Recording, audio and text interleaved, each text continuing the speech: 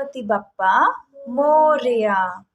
अयान, आज से गणेश चतुर्थी का फेस्टिवल शुरू हो रहा है। आपको पता है ना? देखो, जिसके लिए आपकी और आपके फ्रेंड्स की स्कूल की छुट्टी भी पड़ी है ना? इसीलिए लोग अपने घरों की साफ सफाई भी कर रहे हैं ताकि साफ सफाई के बाद सब लोग पूजा में जुट जाएं। बाहर रोड में भी कितना शोर है, सब लोग इधर जा रहे हैं, उधर जा रहे हैं, लोग अपने पूजा के लिए सामान खरीद रहे हैं, कोई गणपति बप्पा को लेकर आ रहा है। तो कितनी चहल पहल है हर ओर, सब लोग तैयारी में जुट गए हैं।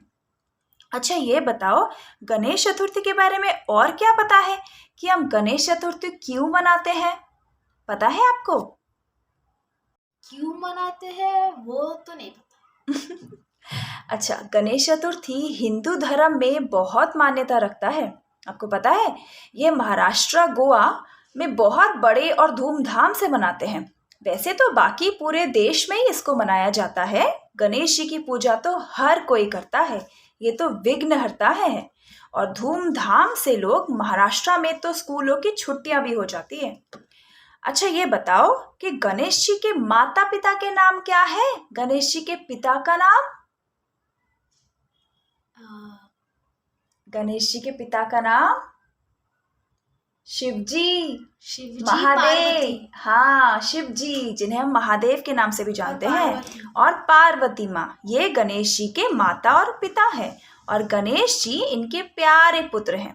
और आपको पता है, गणेश जी छोटे बच्चों से तो बहुत ज्यादा प्यार करते हैं, आपकी तरह।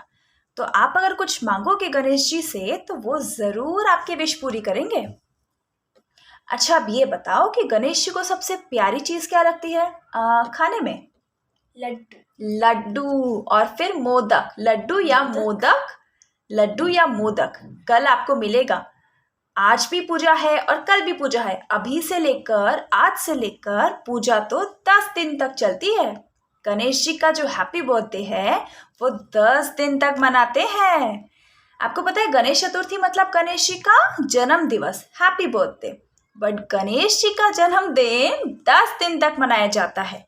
और 11वें दिन, अनंत चतुर्दशी के दिन, गणेश जी की पूजा खत्म करके गणेश जी को पानी में डाल देते हैं। हाँ, राइट, ये करा जाता है।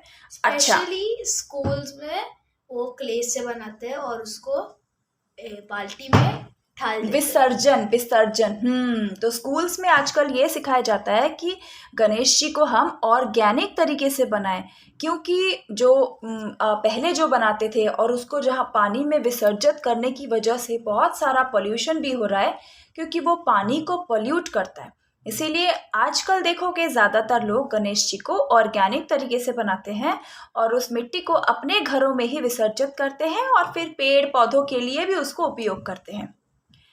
अच्छा, तो अब हमने जाना गणेश जी का प्यारी, गणेश जी को सबसे अच्छी चीज मोदक लगती है, मोदक लड्डू, मोदक या लड्डू, और वो महादेव और माँ पार्वती के पुत्र हैं। हिंदी कैलेंडर के हिसाब से भादों में और इंग्लिश कैलेंडर के हिसाब से अगस्त या सितंबर में ही गणेश चतुर्थी आता है। अच्छा, आप ये बताओ, गणेश चतुर्थी के गणेश जी का जो सर है वो आपको पता है ना, हाथी का है, और गणेश जी का पूरा शरीर मानव का। ये पता है आपको ऐसा क्यों है? इसके पीछे की क्या स्टोरी है? मुझे पता है स्टोरी। पहले गणेश जी एक इंसान की ही तरह थे। अच्छा, मतलब उनका जो सर है वो मानव की तरह ही था। फिर लेकिन एक दिन उनका सर कट गया था। और तो उसकी जगह पे हाथी का सिर। तो उसकी जगह पे हाथी का सिर दे दिया। ये आपने सही बोला, बट इसके पीछे कैसे हुआ था, स्टोरी क्या है? चलो मैं बताती हूँ। एक बार की बात है, गणेश जी उनके जन्म के बाद ही पार्वती माँ ने उन्हें बोला कि मैं कुछ काम कर रही हूँ भीतर, और तुम बाहर बैठो और ये देखना कि कोई भी अंदर ना आ पाए। तो गणेश जी तो अपनी माँ की पूरी बात और सारी बात मानते थे, तो उन्होंने सोचा कि मैं बाहर बैठता हूँ और मुझे किसी को अंदर नहीं जाने देना। तभी शिव जी अपने ध्यान से लौट रहे थे। तब तक शिव जी को ये पता ही नहीं था कि गणेश जी उन्हीं के पुत्र हैं। तो जैसे ही शिव जी को गणेश जी ने रोका, शिव जी को थोड़ा सा क्रोध आया कि मुझे कोई कैसे मेरे ही घर पे जाने से रोक रहा है। तो शिव जी और गणेश जी में फिर बहुत भयानक युद्ध शुरू हो गया। धीरे धीरे शिव जी को धीरे धीरे और गुस्सा आने लगा, क्योंकि गणेश जी भी इतने पावरफुल थे कि शिव जी उन्हें हरा ही नहीं पा रहे थे। तो गणेश जी को हरा ही नहीं पा रहे थे और लास्ट में शिव जी को गुस्सा आया और उन्होंने कुछ त्रिशूल से उनका धड़ जो है वो सर से अलग कर दिया। अब जैसे ही ऐसा हुआ तो माँ पार्वती को ये पता चला और वो अंदर से बाहर आई।